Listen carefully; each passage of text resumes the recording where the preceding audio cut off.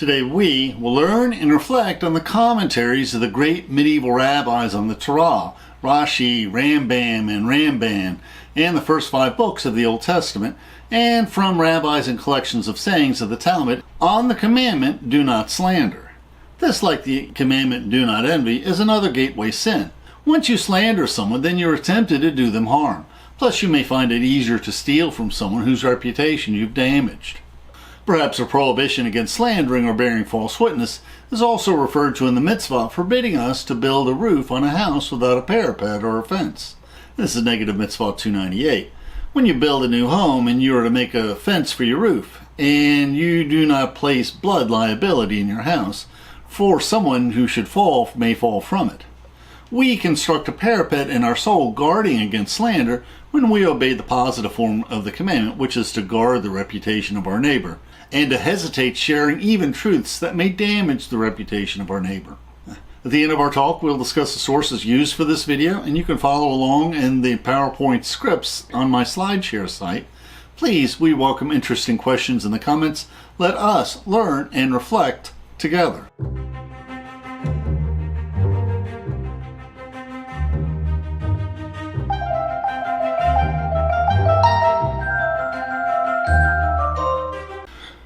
The medieval rabbis, Rashi, Rambam with an M or Maimonides, and Ramban with an N or Nachmanides, lived in the 11th and 12th century in Europe in the Holy Land.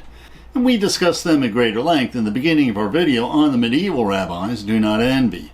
We also want to mention that in the Jewish translation, the word for the name of the Lord is so holy that the Jews cannot pronounce it. So they often translate it as Adonoy, or the merciful aspect of the Lord, or Elohim, the judgmental aspect of the Lord. We learn in this commandment that it is not enough to speak truthfully of another person, but we are commanded to speak kindly of them and guard their reputation.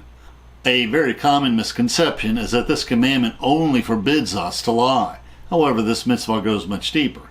Not only does this mitzvah forbid us to lie, this mitzvah also forbids us from telling the truth in a mean and heartless and cruel manner. As an example, if you're involved in a bitter divorce, you may avoid talking about your former spouse to try to obey this mitzvah, at least until the bitterness passes. And in the common negative form 285, the 10 Commandments, do not testify as a false witness against your neighbor. Rashi and Rambam and Ramban do not say much about this mitzvah, although we have Rambam quoting the Megillah. He who bears false witness against his fellow man commits as grave a sin as if he had borne false witness against GD, saying that he did not create the world. And the Talmudic rabbis in the Book of Legends teach us. How vicious is slander! It is more vicious than murder, inchastity, and idolatry put together. He who speaks slander is as though he denied the existence of the Lord. He who speaks slander so enlarges his iniquities that they reach up to the heaven. And the evil tongue slays thrice. It slays the person speaking, the person spoken to, and the person spoken of. And the pictures of Queen Jezebel, perhaps the Bible's most egregious slanderer, who framed and murdered Naboth to steal his vineyard for her husband. We who live in the modern world have difficulty imagining how serious a sin it is to provide false testimony. Today, the police can place a criminal at the scene of a crime by combing the carpet for a single hair or a fingerprint on the furniture. We can often tell who did what to whom by analyzing small stains in clothing. But in the ancient world, where science was ignorant about DNA and fingerprints, eyewitness testimony was usually the only evidence available. Thus, false testimony could destroy a person's reputation. False testimony could cause the innocent to be stoned and their families to starve. And bearing false witness murders the reputation of another. And we see this when our relationships crumble, how quick we are to criticize our spouse, and how easy it is for criticisms of those whom we used to love to cross the lines to slander. Slanders the other woman must believe so they don't see the life of lies. How sad when a third wife pops up, that often wives 1 and 2 become close friends when they realize they've suffered a common fate. And the picture, of course, is Suzanne and the elder.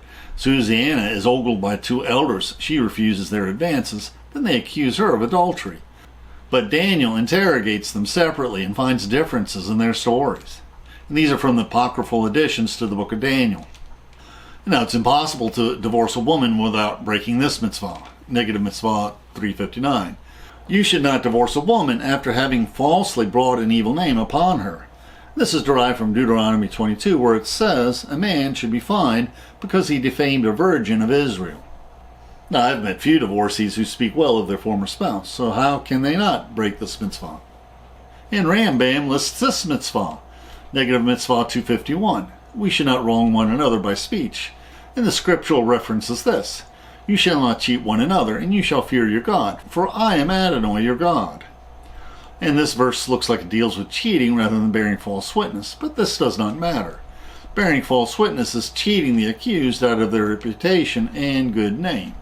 One sin turns into another with ease, and Rambam elaborates that we should not utter words that wound and humiliate, causing unbearable pain. And the painting depicts Potiphar's wife who attempts to seduce our young Joseph, pulling off his robe, and when she does not succeed, she slanders Joseph, falsely accusing him of attacking her, and Pharaoh throws him in prison because of this. Not only does the Torah forbid telling lies that wound and humiliate, but the Torah also forbids telling truthful things that wound and humiliate. And the Torah gives us an example of this, with Noah after he lands on the ark on dry land. Noah began to be a man of the soil, and he planted a vineyard. He drank of the wine and was intoxicated. He then uncovered himself in the tent, and Ham, the father of Canaan, saw the nakedness of his father, and told it to his brothers who were outside. Now Shem and Japheth took the cloak, placed it on their shoulders, and walked backwards, covering the nakedness of their father. They faced away from him, and they did not see the nakedness of their father. And Noah awoke from his wine, and he realized what had been done to him by his youngest son. And he said, "Cursed is Canaan, a slave of slaves shall he be to his brothers." So if you're divorced, be kind to the reputation of your spouse. They can ruin it themselves quite sufficiently if they're foolish. They need no help from you. Give your spouse compliments they do not deserve, and your children will remember your kindness. Be kind to your spouse, and your sons and your daughters will be kind to their future spouses. And here we're displaying some information about the divorce care site. I participated in this ministry for a number of years, which is why I often mention divorce in my videos. There are those of us who are compelled to be judges on earth. There are mitzvah governing their behavior. We pray for all judges, for they are asked to judge with the wisdom of Elohim, although they are crippled by the failings and limited awareness of men.